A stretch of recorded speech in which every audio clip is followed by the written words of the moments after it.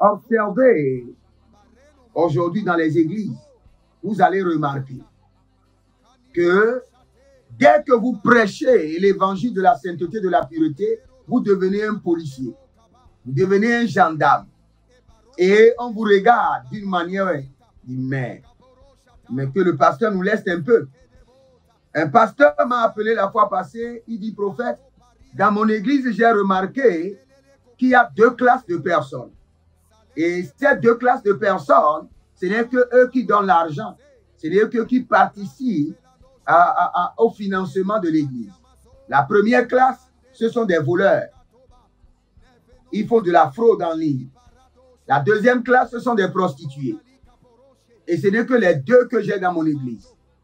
Et si jamais je prêche contre la sainteté, je n'ai plus de quête. Alors qu'il faut payer la location, payer le courant, et il y a d'autres gens qui travaillent pour l'église qu'il faut payer. Que dois-je faire? Frères et sœurs, nous sommes à l'église ou nous sommes ailleurs? Nous sommes à l'église ou nous sommes ailleurs? C'est la question que je me pose.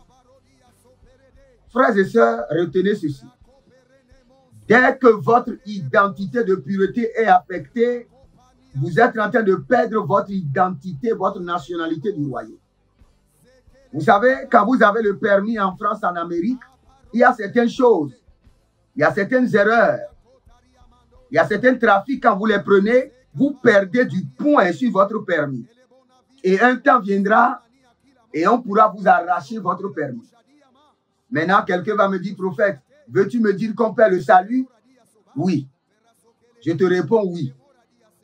La Bible déclare que nous ne sommes pas de ceux qui veulent se perdre, mais ceux qui ont la foi pour sauver leur âme.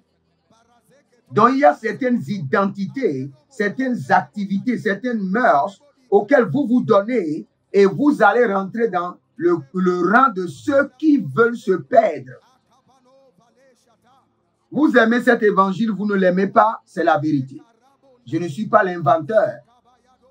Par cet évangile que je vous prêche, moi-même, je me conscientise chaque fois. Regardez l'apôtre Paul.